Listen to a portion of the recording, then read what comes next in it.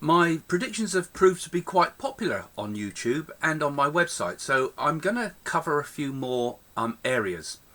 Now, it was back in I've got the screen in front of me from my website where I made my predictions in the past, and it was back in 23rd of September 2014 that I made some predictions about the Middle East. And some of those have happened, and some of those, actually, when you think about what was happening in 2014, we're now talking in 2017 in, where are we now? We're in, I've lost track, we're in March, aren't we? We're 10th of March, I'm making this, 10th of March 2017. But I made these earlier predictions back in the 23rd of September 2014. You can check them on my website, and you can check the archives for it. Now, let's think how all this started off, really, didn't it? A whole new phase of problems started in the Middle East after 9/11. And a lot of people turned to Nostradamus, and particularly to his quatrain number 1072, which I've got in front of me. I can see a screen in front of me with my website as well. And he said, I can't say it in French, but I'll say it in the English. The year 1999, 7 months, from the sky will come the great king of terror, to resurrect the great kings of the Mongols. Before and after, Mars reigns by good luck.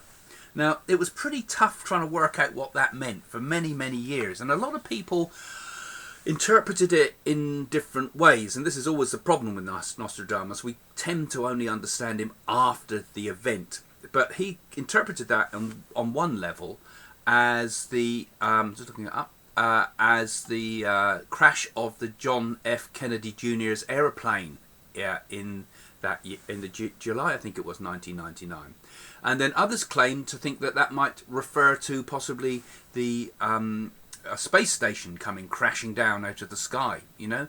So these things can be read in so many different ways. But after the event, it did appear that the great king of terror, you know, who would have thought the king of terror, you know, terrorism, that interpreted that as Bin Laden, of course, you know, and to resurrect the great king of the Mongols, you know, he was calling on the great jihad of the East over the West, you know. That's kind of like the Mongol hordes, isn't it, you know?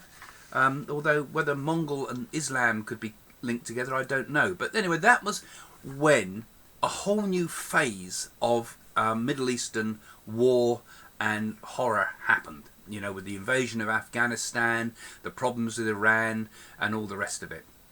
And in 2014, I made these various predictions about what would happen.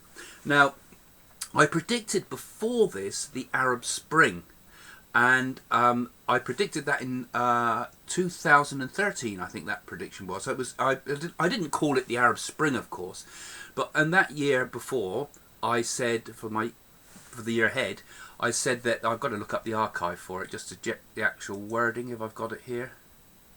Have I got my exact wording?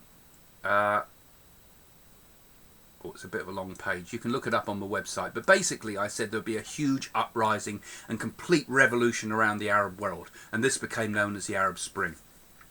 So that was a correct prediction. Now, going into 2014, I started to make these various predictions. And now, in retrospect, it's quite interesting to see what's happened. I said that the conflict in the Middle East would be resolved without a US invasion. But there would be an unlikely alliance between Turkey and Iran that will help stop the troubles escalating out of control. Now, that's not actually happened. But at that point, Turkey wasn't at all involved in the war in Syria.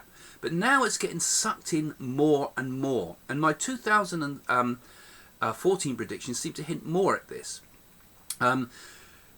So some of these things that I said before were inconceivable. Now, some of them haven't happened, but nowadays we can start to see possibly that they are coming around. For example, I said that the Kurds, I nearly said that wrong, the Kurds will have their own nation.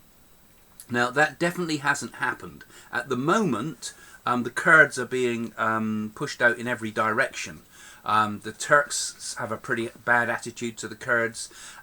In every other country in the world lets the Kurds down. But I see, and was talking about in 2014, and I believe this will happen in the future, that Syria will be partitioned, and again Iraq will have a further partitioning to be done, partitioning done to it. Not quite in the same way as will happen in Syria, but there will be the Kurds will have their own nation. This will be triggered by the partition of Syria.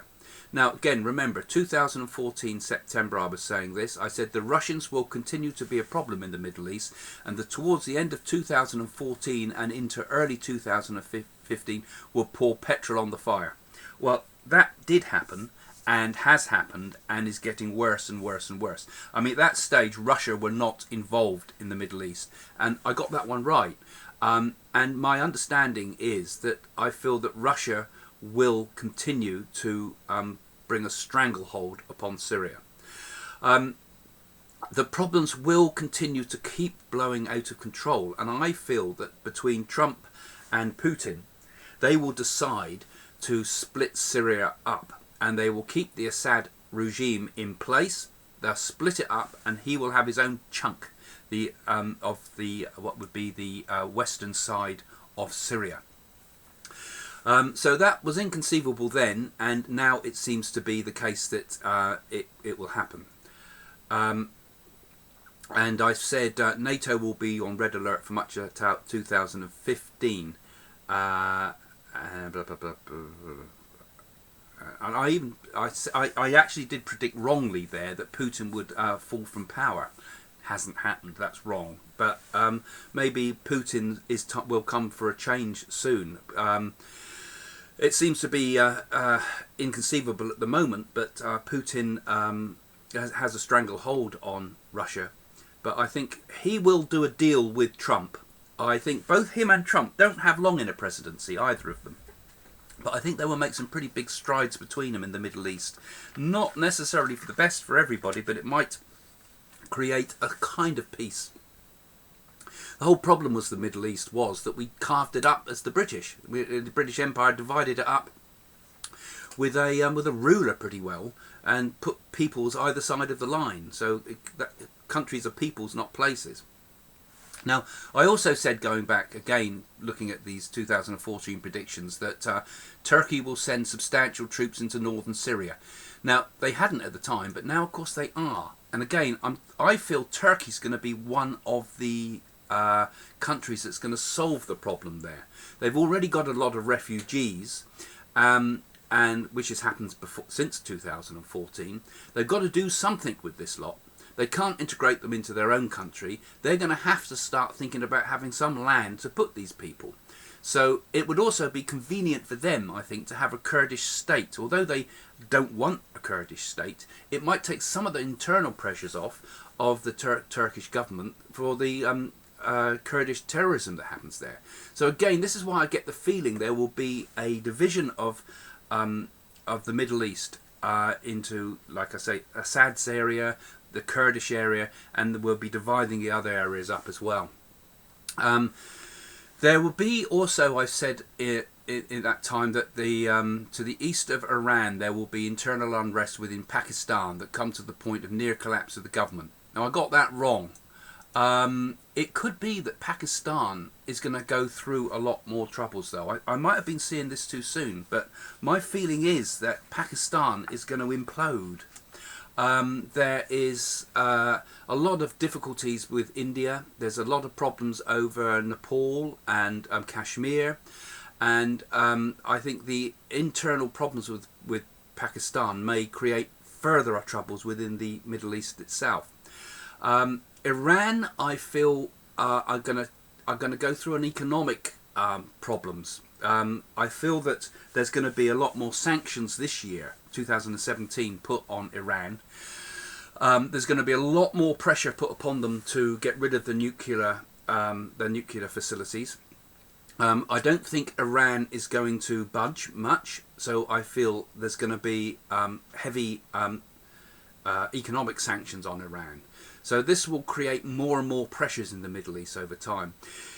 Trump is going to become even more pro-Israel, which is going to cause more problems, of course. But he's going to move the embassy into Jerusalem. And that was another thing I predicted would happen, is happening, looks like it's going to happen. That's going to cause havoc with the Palestinians. But at the same time, I think that there's going to be a new sense of security in Israel in some respects, that they're getting their way on one level. And they might back off a bit more than putting so much awful pressure upon the people of Palestine.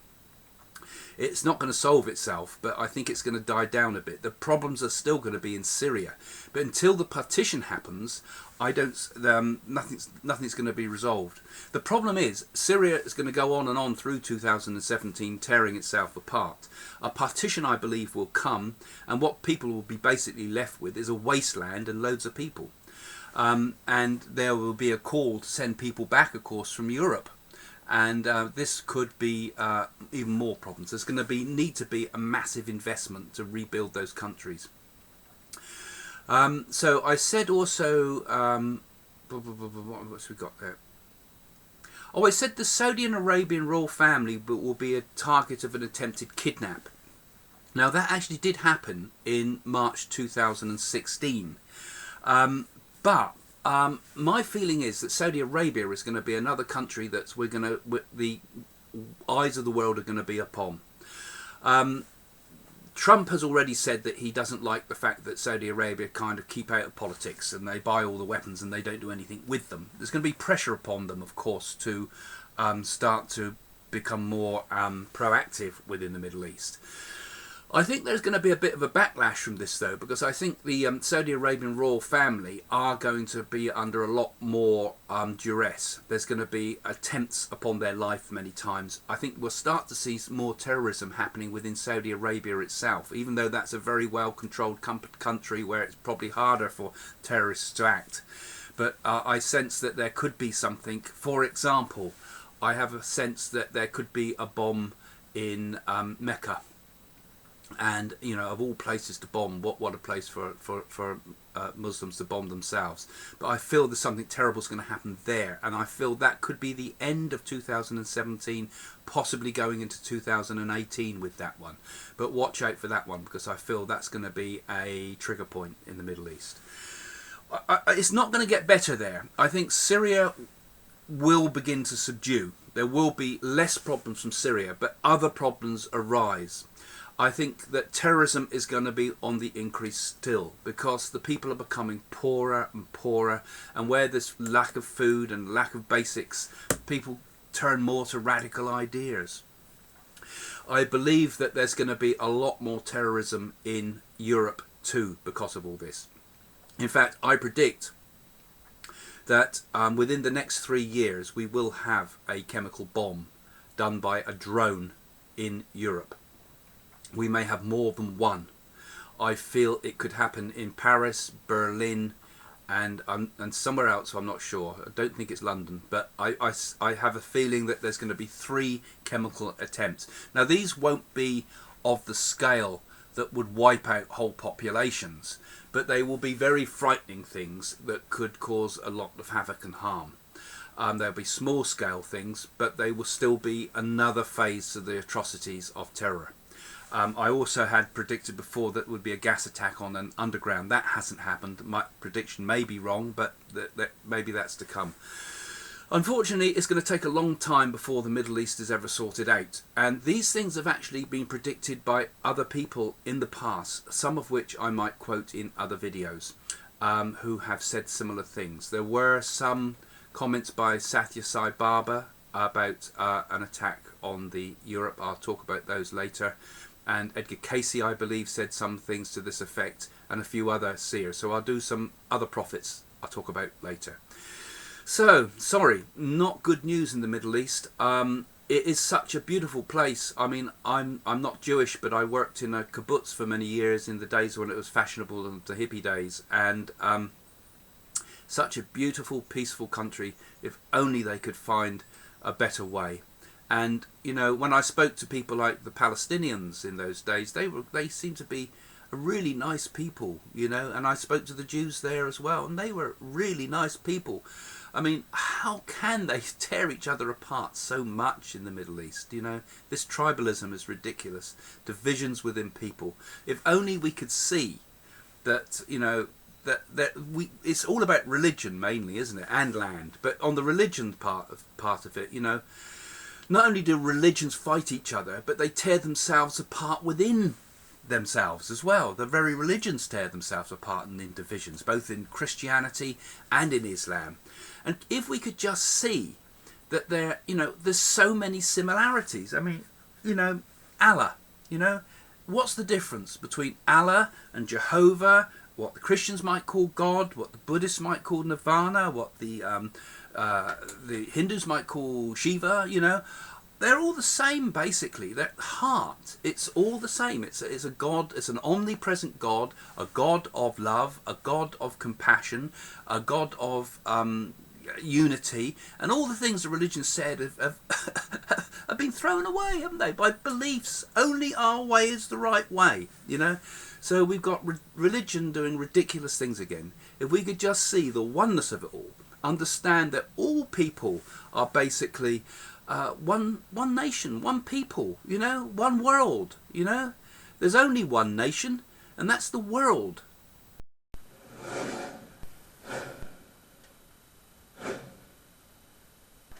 Jane and I now do our spiritual work for our foundation. All the profits that come from things like our conferences and theatres and workshops and all those exciting things now go into this foundation, which ultimately has the long-term plan of building centres in the UK and maybe around the world one day. But meanwhile, we've been doing a lot of direct spiritual work with it. We've been going out, feeding people in India, giving to the destitute, giving to beggars. We've helped feed schools, helped orphanages, and we've even given cows to older people that have no other form of income. So mediumship can change your life, but it can also help people directly in the world. So go to the links at the end and find out all about what Jane and I are trying to do. And you can do a lot just by sharing these videos on social media. Help us get the word out. Help us to do something really good in this world.